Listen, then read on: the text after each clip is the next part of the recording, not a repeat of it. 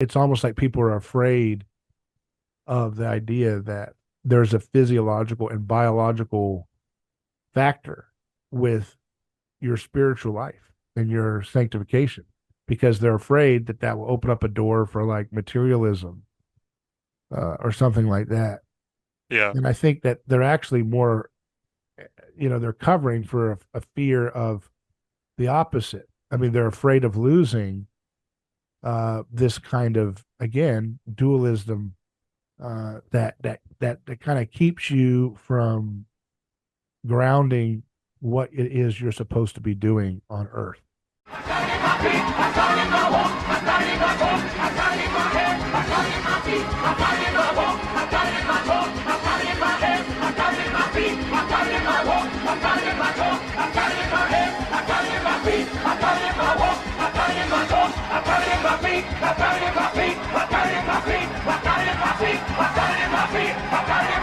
Our neighbor's choice.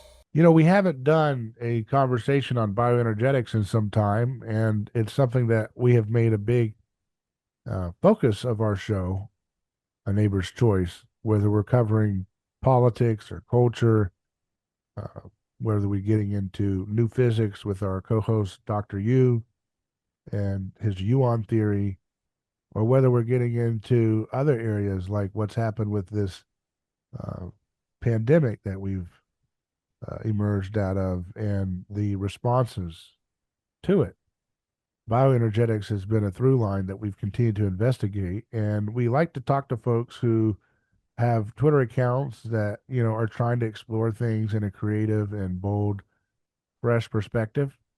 And so today I have a guest with us, and he goes by 84E on Twitter, on X, where he and also posts on, excuse me, 8F4.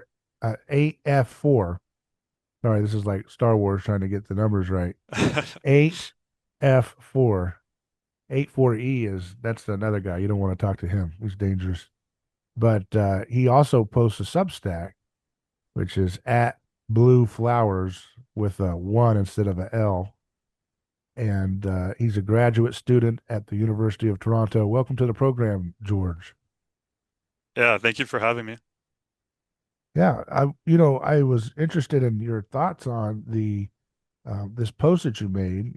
You posted it. It's called Theosis, a bioenergetic perspective.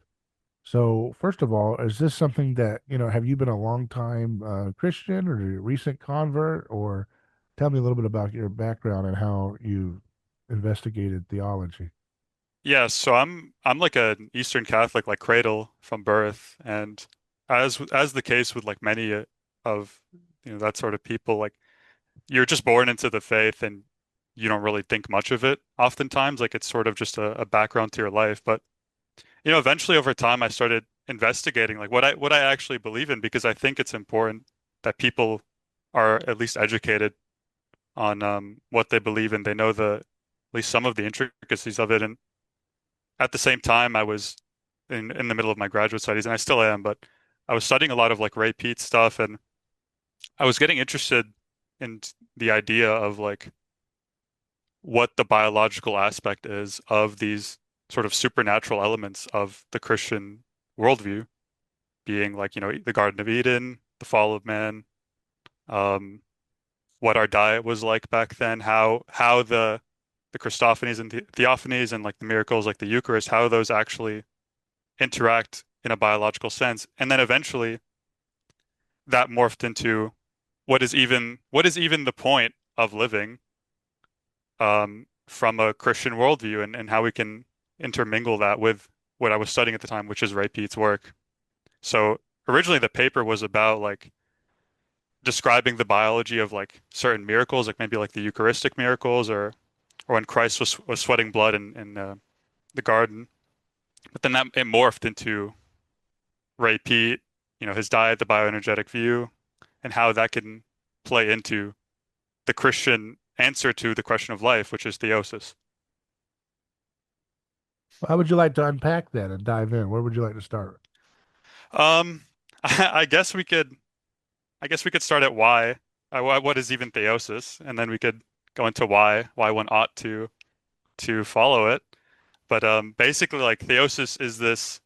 It's it's sort of a difficult idea to put into words, but it's essentially just what we were made for as humans, what we were created for, which is communion with God and being sort of this perfect holy creature. Um, and when we were created in the garden, when Adam and Eve were made, that was actually the original purpose of man was to, choose not to take the fruit of the tree, the knowledge of good and evil, and then through that choice we would undergo theosis and fulfill that and enter communion with God. And that whole the narrative, like the Genesis narrative, tells the story of how man like made the wrong choice essentially, and we're now stuck in this fallen world, and how we can come back to that is the process of theosis, how we can come back to our original purpose. And the paper was written because of this idea that sort of pervades throughout the Peat sphere, which is the sort of like Nietzschean vitalist perspective on life. And I was exposed to that a lot early on because I'm not sure if you know, but this is like a very common ethos in the Peat sphere of just, the will to power and sort of like just this this love, this affinity for living's sake, basically, like, maxing out your vitality, maximizing all your physical characteristics just for the sake of living. So that the paper was an answer to that because I became disillusioned with that idea of just living for living's sake because it doesn't fulfill the basic fundamental questions of why ought we do any of that? Like why ought we undergo this sort of this annoying diet of, trying to maximize our vitality, trying to do all these things just for this ambiguous, like nebulous idea of the will to power. Because, you ask the question, okay, well, why ought one follow the will to power? Why ought one not deny himself the like his certain basic tendencies of, like, like lust, greed, wrath, all these things. And that is the Christian ethos, is to deny yourself in hopes for future salvation. But Nietzsche and by proxy, like the vitalist idea is, no, you don't have to deny yourself these things. You actually deserve to indulge yourself and to sort of like you get to have fun all the time. And I really rejected that idea because of its like its very nature of being this very simplistic, shallow idea. So that paper was an answer to that, basically. So you see the Nietzschean idea as fundamentally in contradiction to the theosis approach, right? I think they're at odds, yeah. And I think yet, fundamentally. there's people using the term Christian vitalism, where they try to, and some of them try to use Ray Peat and Ray Peat's ideas to kind of converge that with Christian ideas. So how do you see that? I think Christian vitalism takes on an entirely different sense of the word vitalism when you put it in that context, because like this new vitalism movement is again just living for the sake of living, whereas Christian vitalism is living for the sake of doing something with all that energy. Like a classic question in the Peat sphere is, what are you going to do with all that energy? And I propose an answer. And again, these are my ideas being put forth in this paper. This is certainly not an authoritative document. But my answer is, you ought to take that energy and apply it towards theosis, towards these ideas of, self-fulfillment in the ultimate transcendent sense, not just getting a nice body and having all the power and the money and the wealth and the fame. Because at the end of the day, you have all that, and then what? You're just like a meat bag on a rock floating through space in like the secular world. Right. So you're thinking um, that it's important to take the transcendent aspect of Christianity that gives you a purpose to work towards something greater than your life, your personal life, and that is what kind of undergirds the Christian vitalist uh, approach rather than a Nietzschean style approach. Yeah, because even William Blake, who Pete loved, William Blake's most famous work, which is like Glad Day or Albion, that man is the fulfillment of Theosis. He's like radiating energy. He's literally glowing, and that is the physical embodiment of Theosis, of what William Blake saw as the fulfillment of Theosis, or I guess we call it in the West. We go by like a different term. Not exactly sure. It's like divinization or something. I'm not sure, but anyways, um, that's the fulfillment of life. That's the answer to life, and the way we ought to go about it is through increasing our energy in order so that we can act and actually fulfill our transcendental desires, not our base desires, but the ones that we're actually our soul and our spirit were created for, which is to sort of serve God and honor God and become like the fulfillment of all the perfect attributes of God, which is all loving, all we get to become all knowing, and we get to become we get to commune in certain aspects. So like this idea it's sort of a straw man that's been propped up by the vitalist people is that Christianity is like this religion of weakness because you know the meek shall inherit the earth, you turn the other cheek, etc., etc., and that gets misconstrued as you ought not to have any sort of positive attributes or characteristics about yourself, and you should become weak and you should neglect yourself. But I actually don't think that's the case.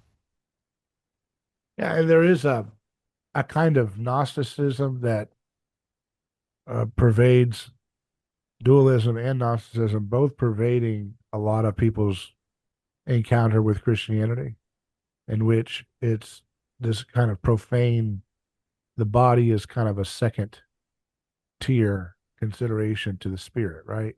Yeah, And Christianity is uniquely not that.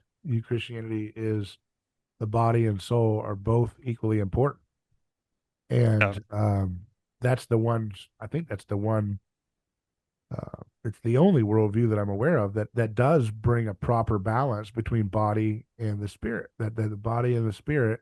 Some people add a third, body, soul, spirit, and I know it's people debate that, um, but they the Christian approach is the only one that elevates the body, because you get a lot of these like New Age and Buddhism, all this stuff, which denies the importance of the material in the body as kind of an illusion that you want to get out of.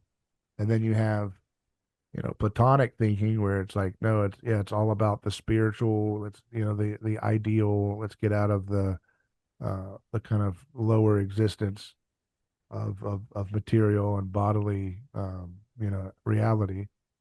Then you have the pantheistic approach or the materialist approach, which is no, it's all body and the soul and spirit are all just an illusion of the body.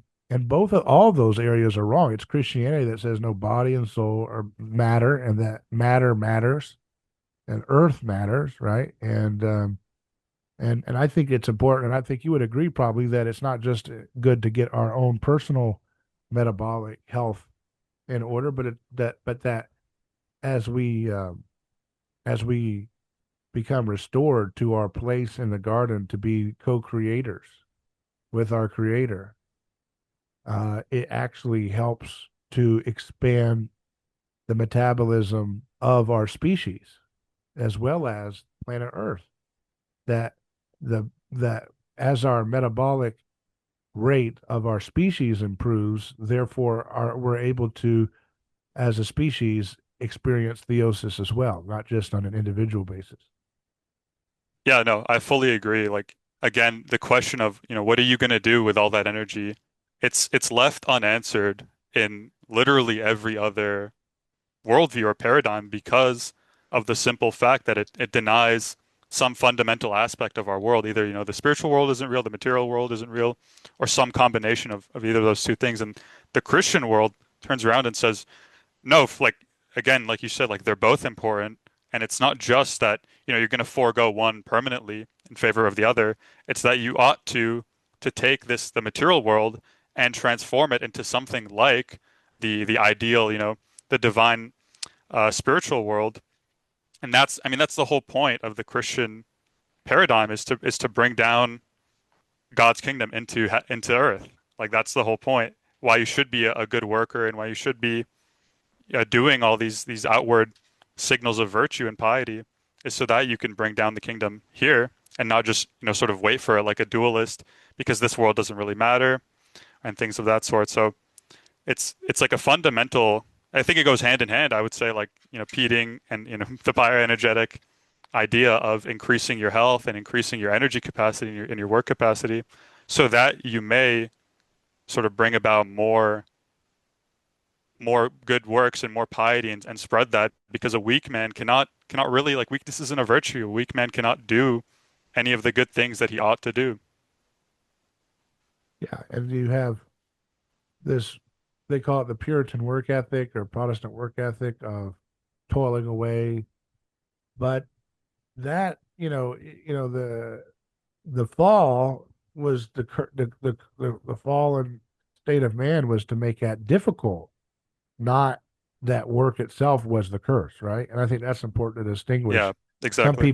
Some people have an approach to work that it's like I've got to serve my time on this prison planet to earn myself out of there, out of this, dunghole of a nation, of a country, or excuse me, of a planet.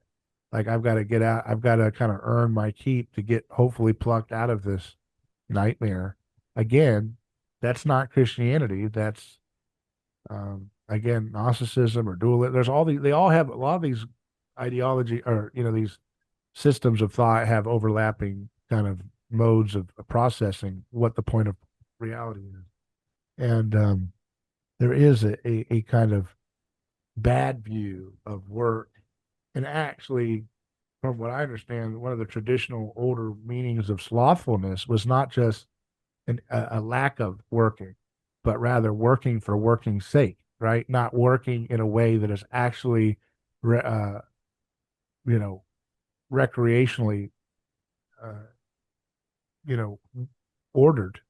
And by recreation, I mean recreating the creation that Christ created, created in the Logos, having the ability to co-participate in more creative um, activities, and that's what's a creative activity? It's figuring out how to build a beautiful city, like we see in the final book of the biblical anthology, right? The Bible begins in a garden and it ends in a city.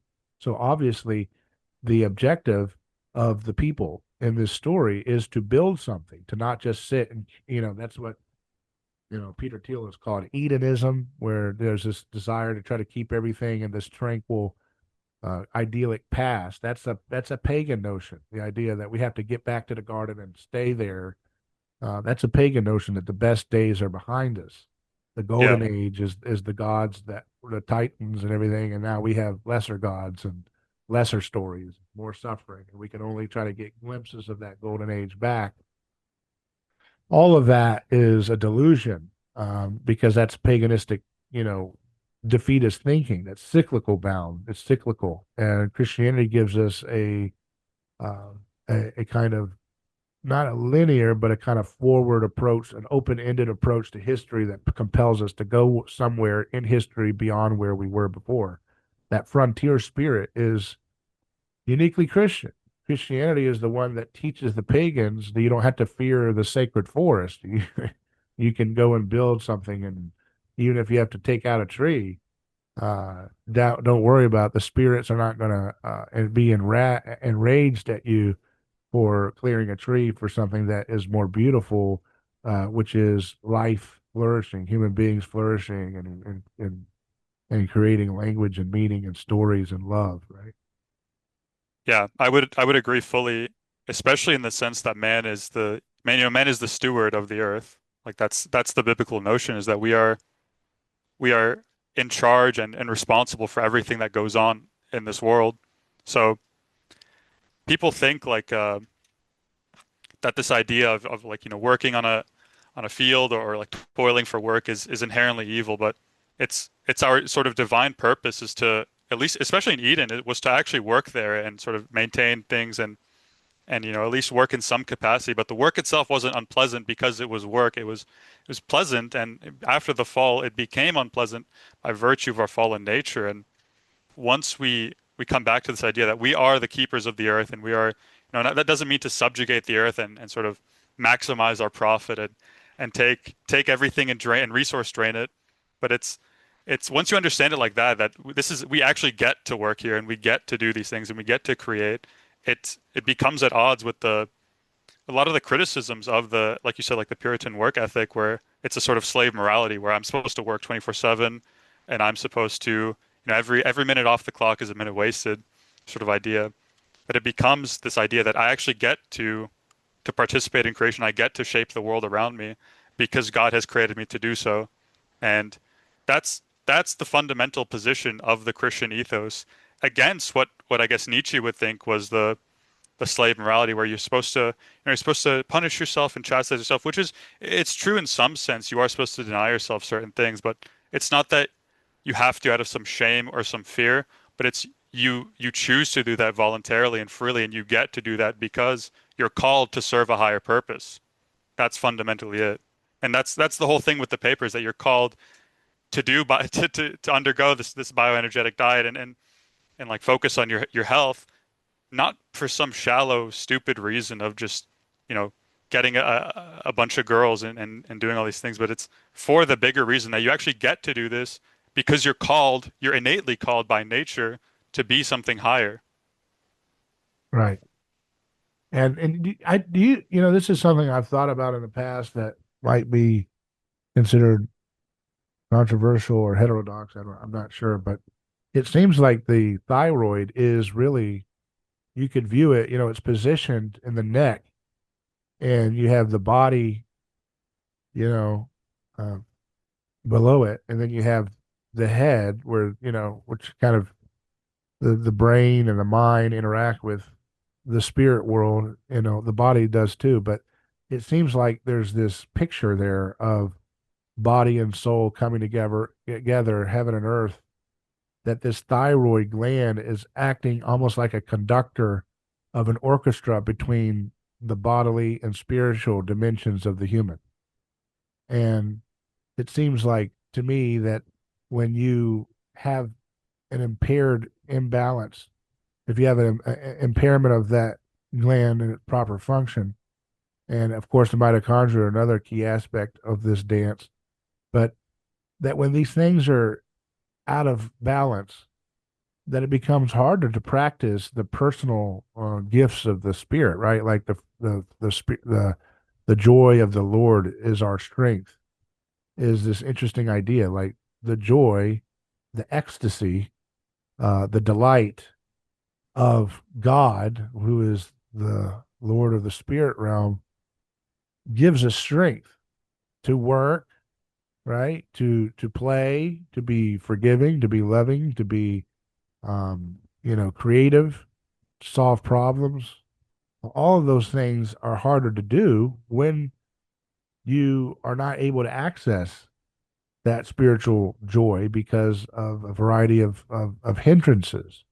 If you have high stress and you have low energy and you have low energy for your brain, then you have depression or other mental issues like, bipolar mood swings and, or, irritability and, all these hormonal, balances become dysfunctional when you're not accessing the proper energy flow that you were meant to have and to build on top of and build and build and build.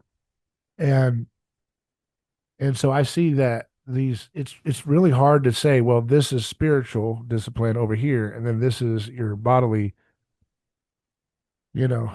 discipline over here, and neither the two should intertwine or interact because those are kind of like separate things. Like, it's almost like people are afraid of the idea that there's a physiological and biological factor with your spiritual life and your sanctification because they're afraid that that will open up a door for like materialism or something like that. Yeah. And I think that they're actually more, they're covering for a fear of the opposite. I mean, they're afraid of losing this kind of, again, dualism that kind of keeps you from grounding what it is you're supposed to be doing on Earth. So if you say, well, yeah, the thyroid and these bodily physiological concerns actually make it easier to practice forgiveness and love and joy and curiosity and winsome energy and all these things that are positive social things, then you're basically admitting that you are practicing slothfulness, you are practicing a abandonment of the Great Commission when you devote your spiritual life as this kind of escape from the physical life. I have seen so many people who, again, they're addicted to workaholic spirit for nothing. They don't see their kids, they work multiple jobs because they have to keep up a certain mortgage, for a giant home that is way beyond what they need, or they need to compete with somebody in their workplace or their industry, or you hear about all these Christians who say they're trad. I'm traditional, Catholic. I'm a traditional Orthodox, and yet they're calling and begging for some fascist leader to like slaughter their enemies en masse. Like they have no spirit of Christ coming from their hearts. It's just daily mocking people, like billions of people, because of their ethnicity, and they think that that somehow is compatible with Christianity. It's only compatible when you can separate kind of my spiritual life I do over here, and I'm hoping to earn my way to heaven, and then here's my bodily life where I can just kind of go back to the profane space of elbowing people and socially climbing and just being an absolute beast that's Yeah. just worthless in terms of what the heavens goals are about. Yeah, I would basically fully agree, especially like when you talked about the thyroid. That's one of the parts of my paper was towards the end. I was talking about how euthyroidism, which is like, the optimal thyroid state, was probably the state of man in Eden, and more than that, it's probably our way back to theosis in the sense that, like you said, once you have this energy, it becomes easier to display piety, to display the virtues, and to reject the sins because of the fact that your body is like a I say it's like your body's sort of like a filter of your spirit because your spirit uh, originally like your spirit is the originator of the act, of course, but your body is the filter by which that act sort of gets manifested into the world. And if you have a bad if you have bad tools, I mean, the job's going to come out bad. So if you have a poor body and poor health, how how well really can your spirit manifest if you're sort of always tired all the time, you're always irritable, you're always tired and like everything aches and you're always feeling down and under the weather. So that's what I posit is that, maybe sort of focusing on your health is actually the first step or one of the earliest steps in achieving theosis and coming back to Yeah. the divine light of knowledge because of like what you said.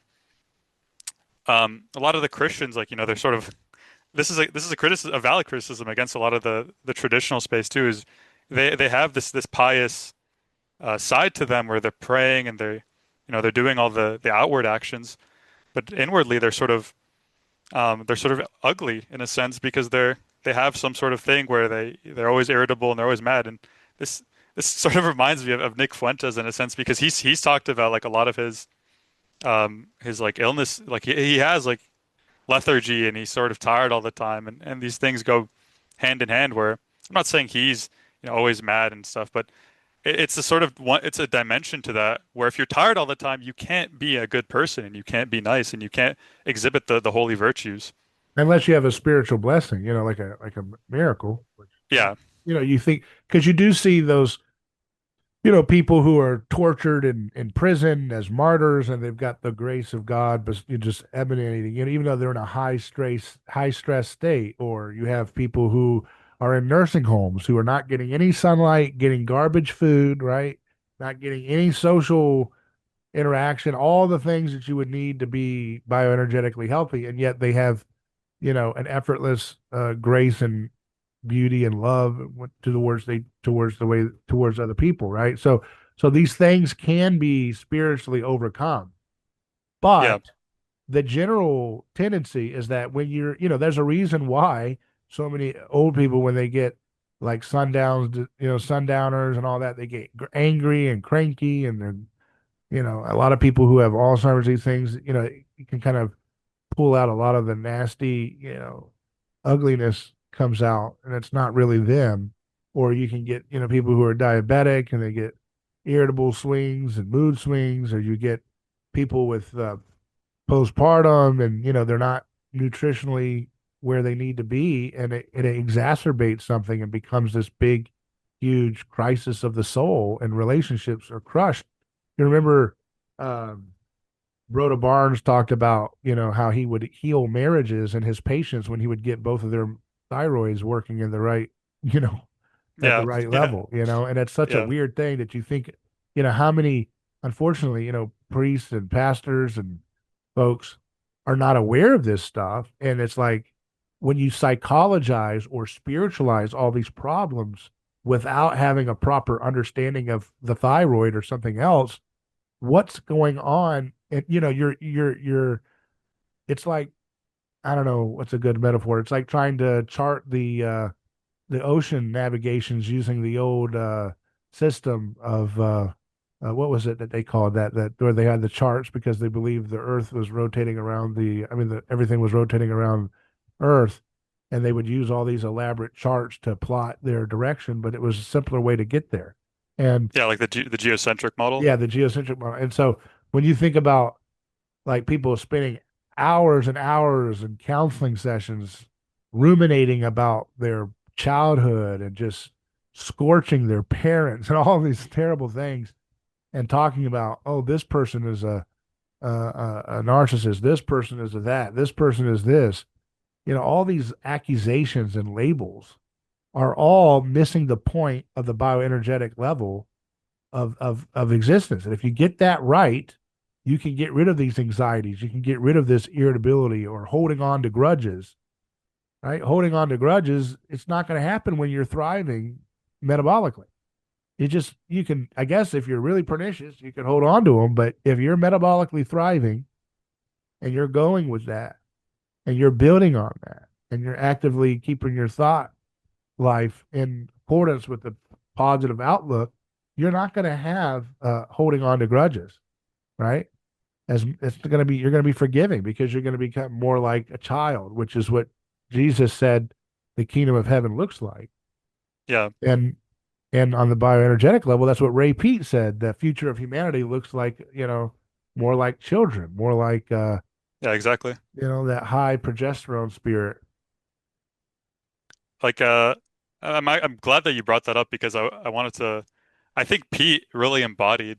This is ironic because Pete himself sort of, I guess, denied the Christian worldview in some sense, but I think really he embodied the Christian persona very well because he would always sit there and answer all these emails and talk with people and devote so much of his time to producing a lot of his work for free or for at least very cheap. And I think that's as ironic as it is, as Pete wasn't a Christian, he embodies the Christian virtue very well. And I actually think that's a testament to the bioenergetic philosophy and this idea of the repeat diet in some sense, because if you can get there, even without the moral framework of the Christian ethos, then I think that speaks to the diet itself and how crucial it is to have your internal world, your biology, properly set up and sort of conditioned and oriented towards the idea of fundamentally being a good person. Because like the secular world loves to talk about being a good person and the golden rule and all these things, but those things don't actually make any sense until you integrate them into the Christian worldview because they can give an account for all those things. And I think like the bioenergetic framework for the biological side of your like psychology and your disposition as a person is sort of the missing puzzle piece because we have, like you said, like we have so many people today that are just fundamentally maladjusted to the world. Like we have antisocial like tendencies just on the rise. Like I think there are so many studies now where people are so lonely even though we're so connected, and all these ideas of like this like surface level increase in opportunities for connection and communication and all these things. but we actually it manifests so poorly just because of our fallen world and more importantly, I think the fallen diet, especially as of recently. Yeah. Well, um, yeah, it's the and it's a testament to the power of Jesus, that when you have this ability to, like you said, change your, I'm always amazed when you find out like people who have had a very Christ-like life, or they've had a very amazing self-giving and self-emptying marriage for 40 years and they're both atheists or something. You're like, how the hell did that happen? Right. Yeah. And and you can just see it's a testament to the power of Christ's grace that people can achieve these sanctification processes even without having the metaphysics of what might be behind all of this. If it might get it wrong, and that's an example of the grace of God being more powerful than our stumbling blocks that we mentally get hung up on. Oh, that doesn't make sense. I don't believe in angels, therefore I will not love my neighbor as myself. What is that? You know what I mean? It's like Yeah. all Yeah. these things are almost superfluous. You think about the real nature of humanity. You look at these feral children that go out in the jungles and they're raised by wolves and stuff. And I know a lot of those are embellished, but some of them are real.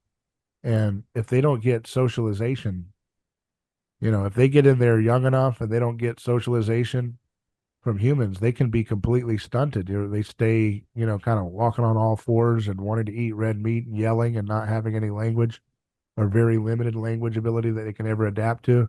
There's a window of mimetic opening for the human mind to be shaped like quicksand, or like concrete that's wet. You have a time to shape it and then it's set.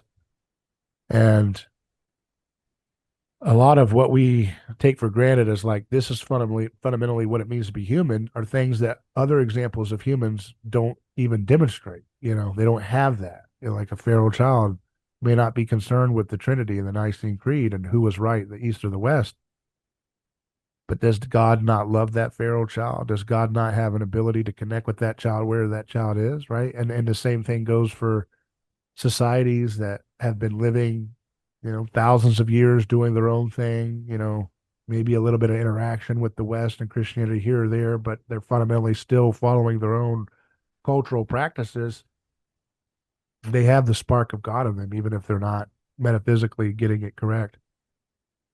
Yeah, no, of course I agree. Like, and I think like that answer the example that you gave of like, the atheist couple, I think that's a good example of the extraordinary grace of God where he gives certain people an extraordinary amount of grace in order for them to sort of portray the fruits of the spirit and all the virtues and things like that and embody the perfect Christian because even people who are Christian by name oftentimes don't really portray that correctly. Like, I don't know if you've seen the like the recent like Piers Morgan thing where he's like going off on Nick Fuentes about being a virgin before marriage, and that's literally the opposite of the Christian ethos is to have continence, have chastity, and sort of deny yourself these things in order to overcome your flesh and to conquer your flesh and to crucify it, because ultimately, I mean, the flesh is yours to use and you get to conquer it. It's not that you have to, but rather that you get to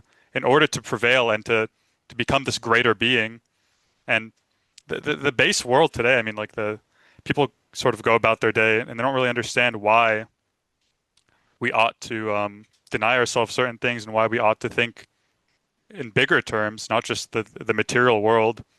But there's a good reason, and it's not a reason of punishment, or it's not a reason of like forcefulness. Like we don't have to do these things, but again, it's a gift given to us, the possibility of salvation, so that we can cooperate in it, and it's a gift that builds us even bigger into something that we couldn't even imagine, because like theosis is it's this transcendental state where it's unimaginable. I mean, to the normal human, and it's certainly something that we could never even compare to anything today, like in the material world.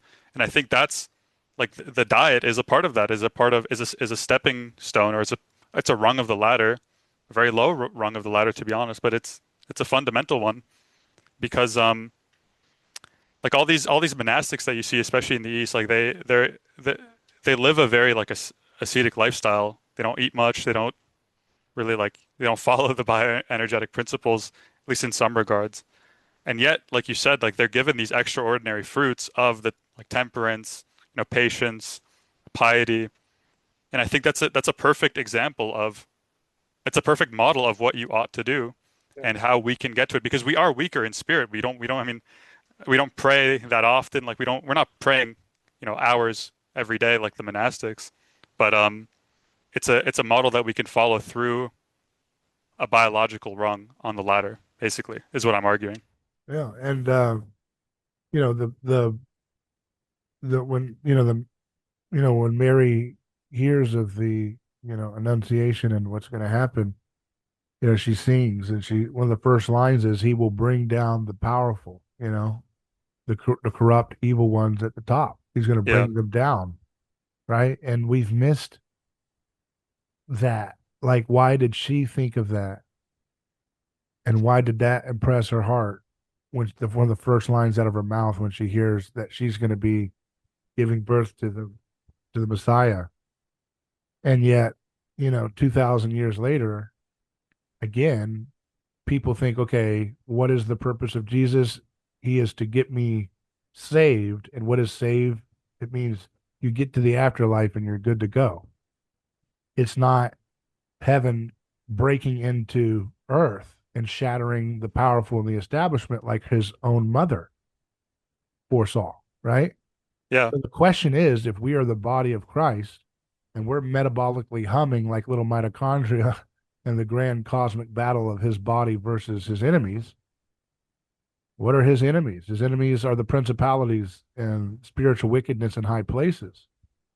Which is very much in keeping, Paul's very much in keeping with what Mary says there and predicts about her son. And all the Old Testament prophets prophesying about how he's going to beat the tyrants and those who oppress the weak and the marginalized. That is very much what you're to do. You're participating, and there has a certain way of doing that, right? Like, Jesus never beats evil by using violence to force it down. He beats it by nonviolent dismantling of its power. Yeah. And that's the way we need to be doing it today as well. As his little, again, as a little metaphor, a little tiny mitochondria and the body of Christ through history, we're to play our role in humming brightly and using his nonviolent cross way to dismantle evil in our own life, in our own relationships, and in society at large, and to dismantle, to basically be beautiful signs of the reality of new creation. Behold, I make all things new. That's news to the trads, right? Because the trads are still stuck on preserving. And I'm not saying there's not a place for that, but when it elevates over, behold, I make all things new, we become a museum, not a living, breathing body of Christ, right? Like Yeah. this idea of like this is a museum or a mausoleum where you're not to touch anything. It's very dusty. Don't touch that. Don't do that. Don't try anything bold. That unfortunately is the spirit of religion, which ends up snuffing out a lot of the light and the flame that Christ said when he said, I have come to set the world on fire. That doesn't sound like a person who's concerned about vain ritual and museums. He's concerned about, behold, I make all things new. And the creation groaning for the sons of God to be revealed is a very interesting passage in that light as well, because that indicates to us that our metabolic thriving in self-giving love that we're to share with others has a role in making creation even better, making creation more beautiful and less violent and less nasty. And as I mean, even go into the idea of the planet Earth as a kind of um, part of creation that's waiting for the viceroy of creation, humans, to take it to a better place systemically, and that's going to be the home when God opens up in Genesis the story of creation. It is the language of building a temple, And we humans are meant to be like if you were into a regular, if you were into a traditional ancient temple, you would recognize the god by the idol, right? If oh, Yeah. that's a statue, that's Hercules. Okay, this is the temple of Hercules. We are to be that statue, so to speak. We're to be the sign of God in this temple that is Earth and all the celestial bodies around it. But this is to be the kind of touchdown foundation spot for God dwelling in it. That He's going to bring His city, His spiritual city that we can't see in this way. He's going to make it manifest and visible by the actions that we make now, so that it's all in all in its full consummation, when it's all complete. So there is work to do, and there is a way in which to do it, which is nonviolent, self-giving, and creative, and gratitude oriented, not envy oriented, like the way of the sin. Yeah. I would agree, especially with regards to like nonviolence. Like, I mean, thinking about Christ, like Christ isn't like I know that there's like a ton of heresies where Christ was like a man, Christ was a demigod, Christ was all these things. Christ is God, not just in any sort of specific sense, but he is Christ. He's God in the full sense, meaning that when he comes down and gets crucified and undergoes the sacrifice, all these sacrifices, it's not in a sense of weakness. I mean, like he's non-violent, not because he couldn't be violent if he wanted to. He's non-violent out of an abundance of love, an abundance of transcendental virtue, and I think that's what actually gets lost in translation between the Christian ethos and communicating it to other people outside of it. Is you ought not to be meek because you cannot be strong, or you ought not to be violent, or you ought not to be peaceful because you can't be um, strong. But it's actually more than that. It's you could be strong if you wanted to. You could be violent. You could be like this like sort of base, you know, creature where you just go around destroying everything. But you actually can choose not to do that out of not a weakness or some sort of deficit in strength, but out of an abundance of strength. And that's really where I think the idea of the crucifixion is that it's at its most impactful is because Christ did it out of an abundance of love, out of an abundance of strength, not out of some deficit. And that's I think really the most important idea is people criticize our ethos often because they see it as, oh, well, your God died. He's like so weak, but that's actually missing the point entirely, is that he died because he was so strong, because that's the most sort of this like weird, almost impactful, memorable sense of sacrifice. It's the most like outward expression of love that he could possibly give, is he could humble himself and come down because he loves us so much. And I think that's what really stuck with me when I was, like going through the motions all those years ago. Is like, why would he even die for us in the first place? And it's because not because he's weak, but because he's so strong. It's like an extraordinary amount of strength. And tying that into the like the biological aspect, I think like I argue in my paper in like one of the later sections that man necessarily has to be flawed because of these like hormones like serotonin and estrogen and cortisol that like cloud our judgment and make us like these like lesser, more violent beings, more sort of like we snap at each other and we're instinctual and we don't give each other grace. I argue that that's proof of the fall, because if you would argue that, the natural Edenic man has the serotonin torpor or the estrogen induced like anxiety and aggression, then you would argue that man is some sort of naturally evil creature and that God is some sort of naturally evil being, but for creating us that way, which is of course a contradiction, a metaphysical contradiction of what God is. And it's a contradiction of man's nature, because man was not created to be this sort of like high serotonin, hibernating, aggressive, antisocial creature, but rather he was created to have low serotonin, balanced cortisol, balanced estrogen in the right sense of not an exorbitant amount of antisocial behavior, but we sort of stand our ground. But anything past that, where you get serotonin syndrome or serotonin overload, and you become this like this hibernating bear, and um, that's been shown in literature. I mean, like high serotonin leads to antisocial behavior and it leads to aggressive tendencies and it leads to the fallen phenotype, I would say, of, you know, the opposite of the seven holy virtues or the seven deadly sins are where you're just selfish and you're mean and you're evil. And I think that our world today is basically proof of the fall because of these quote unquote natural hormones that are present in everyone at like these exorbitantly high levels that manifest in this exorbitantly evil phenotype. Yeah. That's interesting. And, you think about like one of the things that I think Ray Peat's work points to the truth of Christianity is also the fact that he makes this case that there's no biological reason we shouldn't be able to live forever, theoretically, right? And Yeah, yet there's all these things that kill us, which is very much what you would expect to find if you're a proper biologist examining a species that was made to be immortal but has a fallen state, right? yeah, That's yeah, exactly what you would expect, and that's what's really cool about his work is that I found it very edifying to kind of bolster my faith, on a biological level when it's like, oh wait, so this kind of neo-Darwinist entropic approach to um, the body is not the final story of cutting edge biology. In fact, it's could be a psyop by people in high places that want us to believe that, like I said, everything falls apart, including you, and there's no reversing that.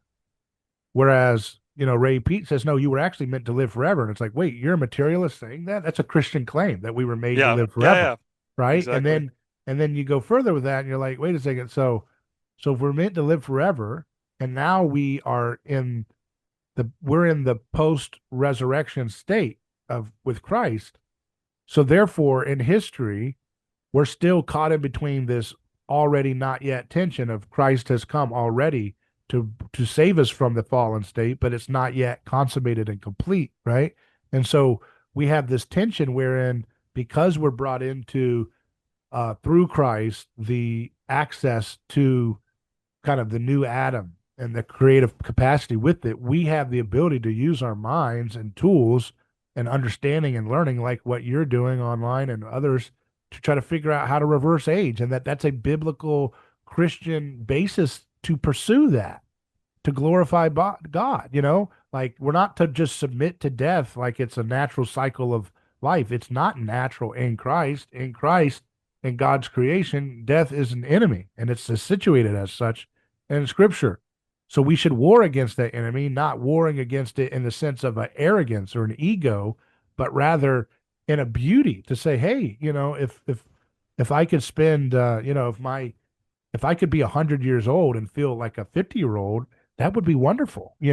How much more I could learn and grow and serve other people as a down payment to what is to come, right? As a kind of first fruit of what's to happen in the full harvest of time in history, right? And I think that is one of the kind of Christ pointing or Christologically oriented implications of Ray Peat's biological work. And I think it's exciting because it means that entropy is not the full God. Satan wants us to believe the accuser, the spirit of the accuser, and the crowd is enthralled by death and entropy, you know, Yeah, and it creates its own little counterfeit of immortality called transhumanism, or escape into some Ready Player One hellscape video game or something, right? yeah, That's what phones are, and that's what AI and all these things are. This kind of evil. I mean, it's not all intrinsically evil, but in terms of the spirit trying to make it this kind of counterfeit alternative to bioenergetics, in that let's not recover the things that can reverse the effects of aging. Let's just make a counterfeit delusion where you can like take your soul and put it into a computer one day. I mean, that's insane, and it's not going to work. And it's a cheap ripoff of the real thing, right? And that abundant mentality, abundance is not something. I was talking to somebody and they said, "Oh yeah, they." I said, "Yeah, we need to I'm developing a project called the Manhattan Project for Cancer, and I was telling him about it, and he said, "Oh yeah, they have that. There's a there's a place where you can go. It's a monastery, and the monks have these herbs that can totally cure that disease, but they don't want to give it to the world because they think cancer is really good for like spiritual discipline." And I'm like, no, that's not Christian. I don't care who, if maybe that's not what they said, maybe that is what they said.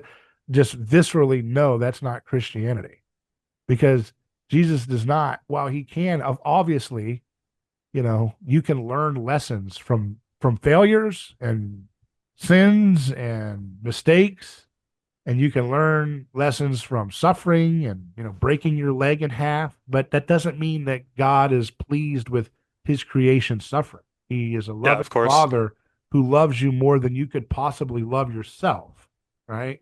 And you don't love yourself if you willfully go out and break your knees so you can become like Christ. Therefore, it is not Christian to say, oh yeah, we're going to withhold the cure for cancer because we think this is a means of getting people to become Christ-like. That's disgusting, and it's playing God, and it's not the purpose of creation.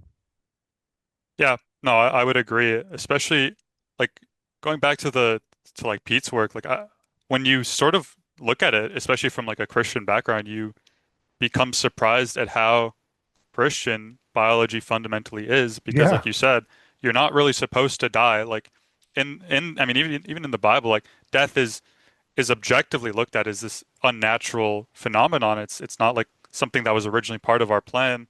And when I was looking at when I wrote like a paper on serotonin a while back, like I was sort of surprised at how unnatural serotonin inherently is. I mean, of course, like you need some of it and some level is necessary for basic functions, but when you look at like the serotonin, how it works in excess as like this hormone that drives torpor and sluggishness and sloth, essentially it is serotonin really is sloth manifest in a hormone because it drives your energy levels down. It makes you feel tired.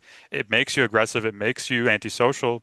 And I really thought to myself, like, this isn't natural at all. Like this is clearly not how things are supposed to be because this high level of serotonin is literally one of the seven deadly sins manifested into one molecule.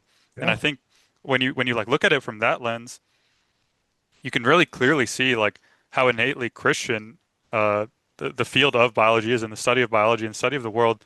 But again, like um, I mean, the world today is so it's so anti the mixing of science and religion that all these biologists just worship this new religion in place, the religion of scientism or naturalism, whatever they want to call it, because they're so dead set on this world being just a material world that has no inherent meaning and suffering is just suffering, and all these things are just random atoms bouncing around in space and nothing really has inherent value or purpose. But So I that's think, the even though Ray didn't exactly subscribe to theological Christianity that we're aware of, he rejected that too. He yeah, rejected the chaotic, Darwinian approach. He believed in there was a purpose. Creation was going somewhere, right? And I don't know exactly, how he split the difference between that and Christianity, but he believed that, like even like Vernadsky with the idea of the noosphere and like our knowledge as it grows and our capacity as it grows will help move planet Earth in a better, healthier direction as well. And you think about what is omega 6, like the excess omega 6 that we have in our foods, and why is the omega 6 molecule found in the amounts that it's found in terms of plants and organisms? I'm asking you. um, I mean, to me, it's almost abundantly clear that the omega-6 molecule itself is a defense molecule. At least that's how it manifests in our biology. I think to the Yeah, plant, it's sort of it can be ordinarily looked at as fuel, simple fuel, but because their biology is almost completely different to ours, the way we manifest the consumption of omega-6 is almost an entirely negative way, and right. it's like this accretion. It's like the accretion of sin, but it's an accretion Exactly. of Isn't that funny? biology. Because you think about the word omega in six, which is the number of man. It's funny how Yeah. those things work. And I'm not saying that's it is. It's just these things help us learn little synchronicities or something. But um, Yeah, the idea of like pain and suffering in the fall, I don't think, I mean, I'm just again conjecture here, but I would say that omega-6 was probably not in the diet of the Garden of Eden, and somehow it becomes this thing that, is a defense, right? And what is it usually a defense from, right? It's the defense from cold, right? Is that right? Yeah, yeah, yeah. For like the liquidity of For, the for supposed plants, membranes. for fish and cold, and I think Vernadsky talks about the planet as its metabolic rate rises and it gets warmer and warmer. That's a good thing. That's a good thing for the planet. That's a good thing for life on the planet. That means you get less omega-6 needed. You know what I mean? So you can Yeah, look at these things in different ways as like where the future of the planet is going, where the future of the species is going. And I think it's kind of radically open. We can do it the hard way and variations of the hard way, or we can do it the right way, and watch as things can rapidly change for the better. Every Christian I know, though, and conservatives and so forth, they have such a non positive view of the future. And I think that's the biggest challenge we have today is I believe that belief in the afterlife is on the rise. But the biggest problem from a Christian standpoint is lack of belief in the future of planet Earth, right? We don't have a positive view of God's home, that God told you very clearly, make my home, I'm coming, incarnate my home, incarnate my spirit, because I'm headed that way the more you do that. Everything the way I do things is manifested more and more in this planet, which will be my home and your home in me forever. And we take that and we throw that out the window and we say it's all going downhill. Again, we take a pagan view and call it trad Christianity. It's just trad paganism because it's not that the best is always in the past.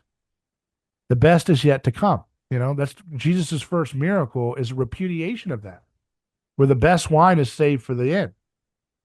yeah, Total repudiation of the pagan way of looking at it. And yet Christians, by and large, the ones that are most trad oriented tend to be the ones most pagan oriented because they get a little too trad. They get a little, they get a little bit too traditional to the point where they're going to pagan religion approach, uh, and calling themselves, virtuous Christians. And that's not the right perspective where we say, let's hand off the cities to the bad guys and retreat to the forest. That's not what you do. There's a tactical time to do that. Yes. But that's not the final move. The final move is you build the city of God in earth in history. And the city of God is not a Edenic hiding in the forest, doing homesteading. There's a time for that. But that's not the forward move that the church in a corporate sense is to make. The church in a corporate sense is to make war with Jesus's enemies. And the Bible spells out what those enemies are. It's death, it's Satan, and it's sin, right? And so you have this sin, which you could look at as missing the mark.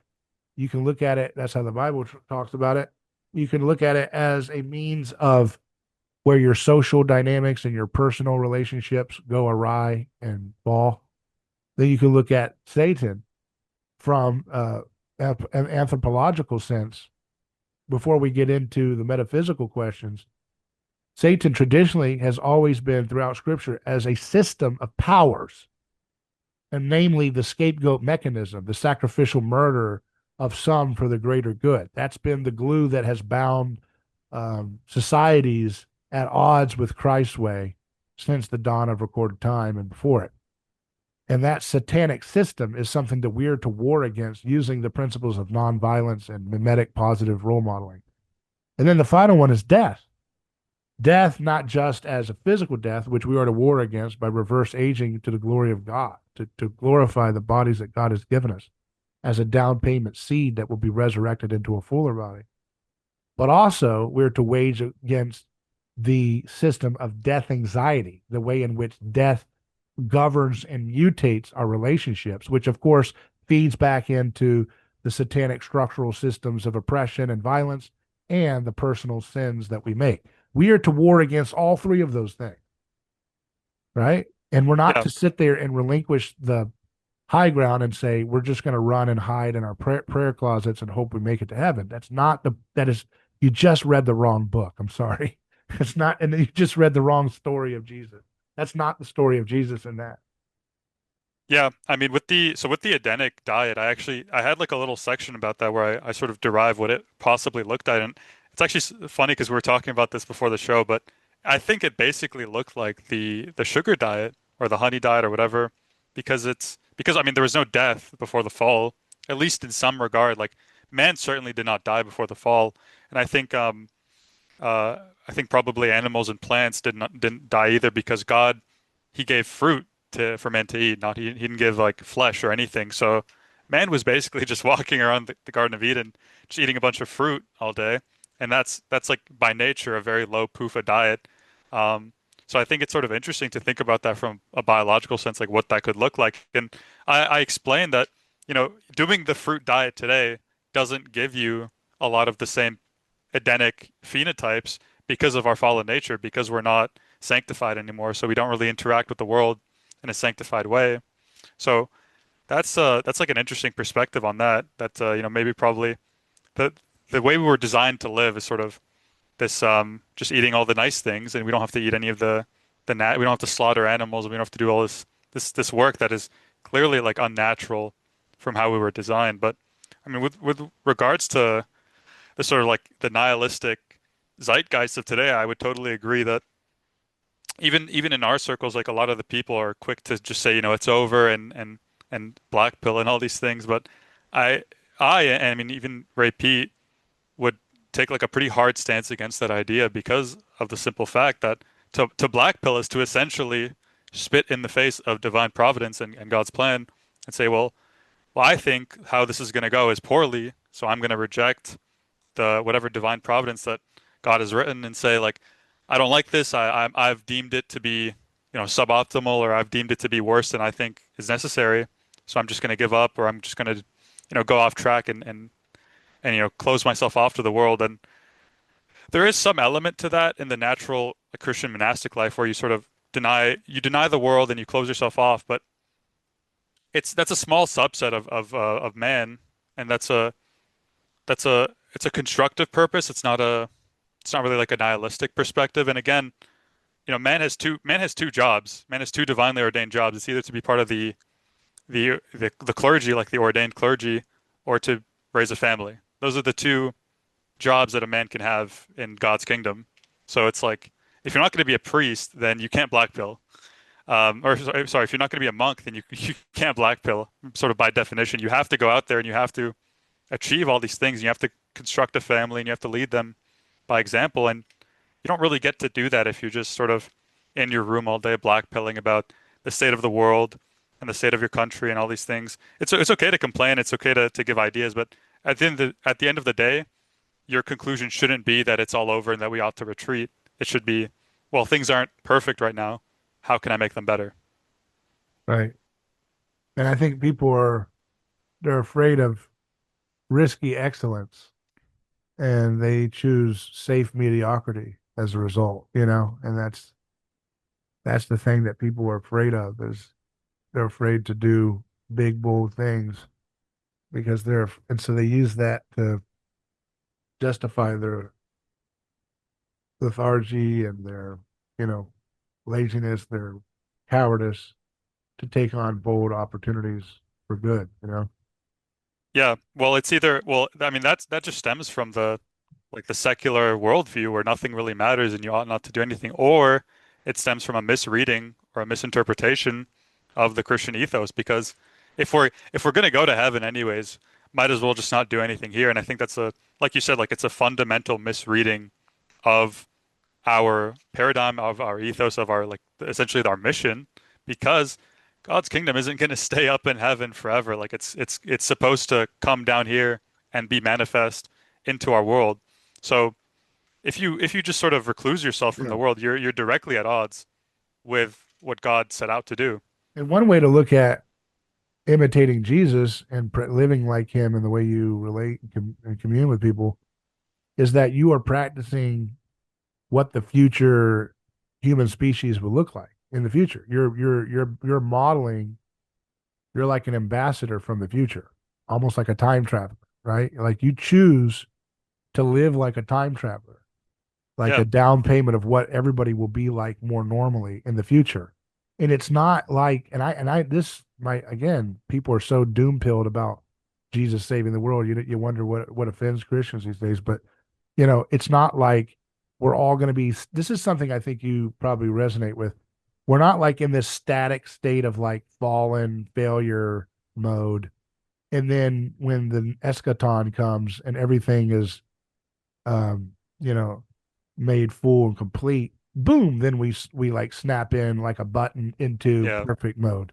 Right. No, this is a process through history. Like Yeah. everything in the Bible, whether it's a mustard seed or whether it's a yeast in a loaf, does not give you this like you will be just stagnant, wicked, like fallen failures, and then all of a sudden, boop, you're like in your perfect state. No, but I think most people think of it that way.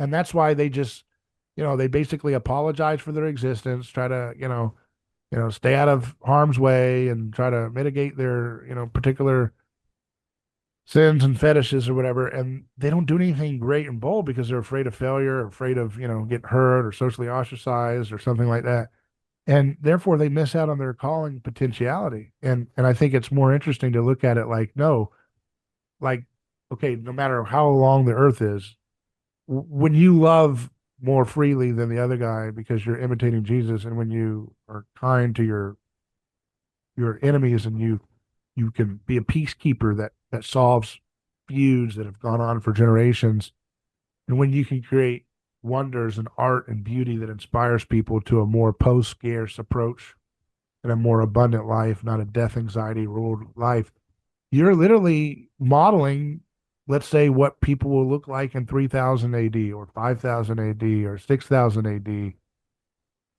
as Christ conquers the world. Now, I'm not saying there's a specific timeline, but what I'm just throwing those numbers out to get you to mentally think about what we're talking about here is that the species will become more and more in the image of Christ because Christ is sovereign. He's the king, and your failures and futilities to run against his kingdom will not prevail. That's why Jesus says, it is hard for thee to kick against the pricks. You're the ox. Yeah. He's got the chariot, and you can't run from it. You can't escape it, and it's going to conquer the world. It says so. Habakkuk chapter 2 says that the knowledge of the Lord will fill the earth as the ocean is wet. Yeah. I mean, I saw this, I think it's a quote a few days ago, actually. I won't be able to attribute it. I can't even remember who it's from, but basically it goes along the lines of like, the homeless man needs you to live, and you need the homeless man to actually manifest your salvation. So doing these good works and actually doing all these outward manifestations of virtue is a necessary fulfillment of your job. Because your job isn't just to go through the motions of life awaiting the next one. It's not this, like you said, like not this like dualistic, matter is inferior to the spirit sort of idea. It's that the matter is there because it's your job to work with the matter, work in the world of matter, and fulfill the virtues of the spirit and bring the two together. It's not that one is superior to the other or one is inferior. It's to bring the fruits of the spirit to the world because the world is just as valid as the spiritual world. Like the material world is just as valid as the spiritual world, so that you ought not to go through the motions of life, and you ought to manifest outwardly and to actually exhibit the seven holy virtues. I think it's becoming like lost on people, and I'm certainly not saying I'm a perfect moral guide in any measure, but I think it's become lost to a lot of the traditional sphere that it's good to be strong and it's good to assert yourself and to make your boundaries known and not be very weak, but it's also good to be kind and to extend a helping hand and to be patient and all these things. And that's really why I like Pete so much fundamentally, is because I saw, even before I was convinced of his diet, I saw how patient he was, and I saw the fruits of his essentially his diet and his entire ethos, because he himself was a very good manifestation of virtue, of holy virtue. Yeah, and he really would spend a lot of time with people, just listening and trying to minister to them and make them, you know, which is that is the Christian calling, is to do that in different ways. And he did it without getting any attention or any blog or Joe Rogan invite or any of that stuff that everybody else seems to be craving to find their success. He didn't do any of that. And it's cool to see people like that. I want more people like that.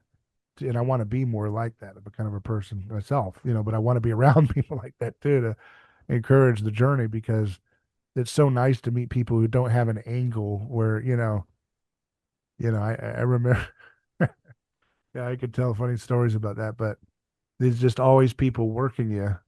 I remember, this was years ago, right? And I went to the Western Wall, in Israel, Right. and this guy came up and he said, "Hey, I would like to pray for you." I was like, "Oh, okay, that's nice." And he started praying this long prayer, and it was very beautiful. And he thought about every little detail about my needs in life. Very thoughtful prayer.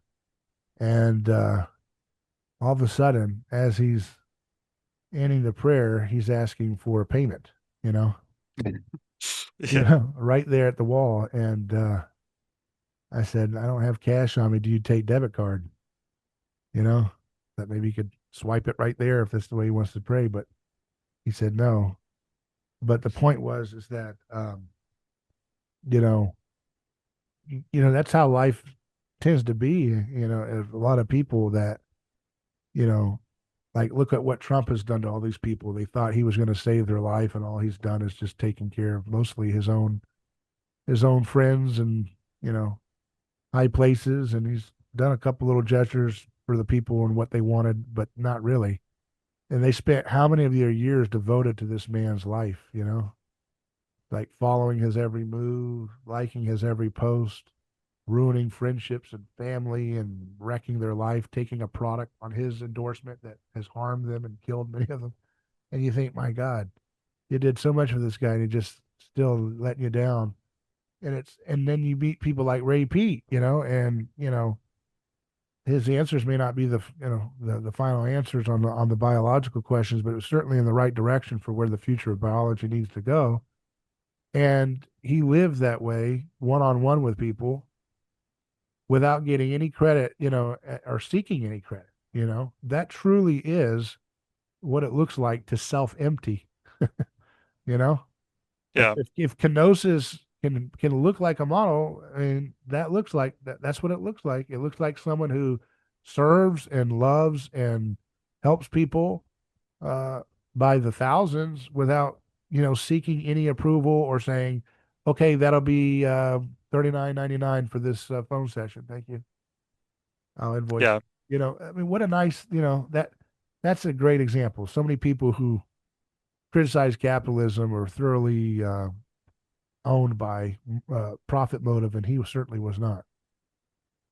Yeah, I agree. I think like that's honestly one of the biggest driving forces, at least for me, towards bioenergetics is just seeing like how Pete was sort of, especially in this space, because the space is very prone to like hypercapitalism and like excessive marketing and it's just really cash driven. Like I'm sure you'd agree, like the nutrition space. So Pete was really one of the few people who's like, I'm barely going to charge for these things, and when I do charge, it's very reasonable prices just so I could eat, and I'm going to give away all this information for free on my website because like Pete's website is really it's I would say it's about like 90% of what you need to know about Peating and Ray Peat and what he believed. So it's not like you have to buy the books or have to buy the newsletter or even had to buy a call with him to get the idea. It's that no, of the vast majority of this is out for free, and I'm just going to answer these emails for free if you have any questions. I'm going to go on these shows and give hours and hours worth of very valuable knowledge. Like when I first started peating, I was in my undergraduate, and it's been almost I think 3 years now, or maybe even 4 years, and I'm in my graduate degree now. And a lot of what Pete said initially went over my head because he was speaking not in very technical terms, but he was referencing very obscure ideas that later on popped up in my own either my education or my self-study that everything made sense, and now I understood this bigger picture in a more thorough way.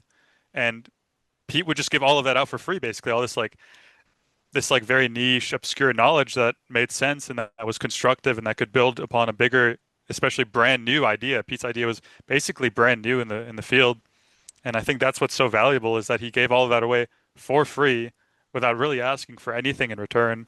And when he did ask for things, they were very, it was very little amount of money, and he would basically just be embodying the spirit of giving for giving's sake, basically. Yeah. Well, very good. I appreciate your time. And I want people to look up 8F4 to find your Twitter page, right? And then you have your Substack here. And can you give out that address again? Yeah, it's just at Blue Flowers with a one instead of an L in the word flowers, but it's all one word. And what is the significance of the blue flowers? Is that a reference? It's just an old Quake name. All right, I appreciate your time. Thanks. Yeah, thank you for having me. And if you want to have a question or any feedback, you can email us hello@aneighborschoice.com.